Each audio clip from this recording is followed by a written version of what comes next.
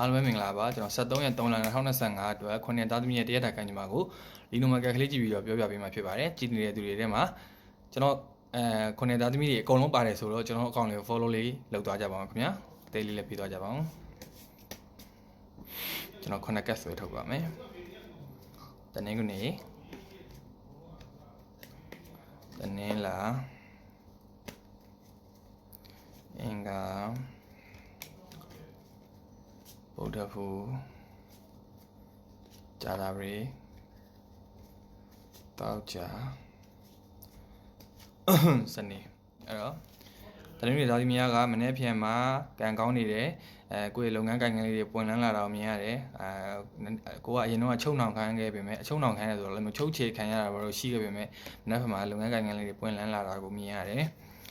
အဲ့တော့တနင်္လာသားသမီးများကတော့မနက်ဖြန်ကန်လေးညံ့နေတယ်မိုးတိမ်ဆိုရင်နမိတ်ကမကောင်းပါဘူးအဲ့တော့မိုးပြိုသလိုပါရင်းညာဖြစ်တတ်တယ်ပေါ့နော်အဲ့တော့နည်းနည်းလေးသတိထားပါအင်္ဂါသားသမီးတွေကလည်းအဆင်မပြေပါဘူးမနက်ဖြန်မှာလှုပ်ရှားရှိတဲ့အရာလေးတွေကိုမလုပ်သေးဘဲနဲ့နောက်တစ်ရက်ရွှေ့စေချင်ပါတယ်ဗုဒ္ဓဟူသားသမီးတွေကတော့ကိုလိုချင်တဲ့အရာကိုမျှော်လင့်နေရတယ်ဆိုတဲ့သဘောမှာပဲရှိသေးတယ်ရလာခြင်းမရှိသေးဘူးအဲ့တော့ဗုဒ္ဓဟူသားသမီးတွေလည်းကန်ညံ့နေတယ်ဂျာတာရိသားသမီးတွေတော့ကောင်းတယ်ကိုဘဝရဲ့အရေးကြီးတဲ့ပန်းနိုင်တစ်ခုကိုသို့မဟုတ်တကားပေါက်တစ်ခုကိုဖွင့်နိုင်ခြင်းတွေအဲ့လိုမျိုးတွေကြုံလာနိုင်တဲ့အတွက်ကြောင့်မလို့ဂျာတာရိသားသမီးတွေကကန်ကောင်းနေပါတယ်တောက်ကြသားသမီးတွေလည်းကန်ကောင်းနေပါတယ်အဆင်ပြေမယ်အောင်မြင်မယ်အခက်အခဲလေးတွေနည်းနည်းရှိပေမဲ့သူကနဲ့သူအဆင်ပြေသွားမယ်ဆိုရင်နမိတ်မြင်ရတယ်ပေါ့နော်စနေသားသမီးတွေကတော့မနေ့ကမှကိုယ်နောက်ဆက်ပေးမယ်ကိုယ်ဒုက္ခပေးနိုင်တဲ့သူတွေနဲ့ကြုံလာနိုင်ရတယ်ပေါ့နော်အဲ့တော့သတိထားပါ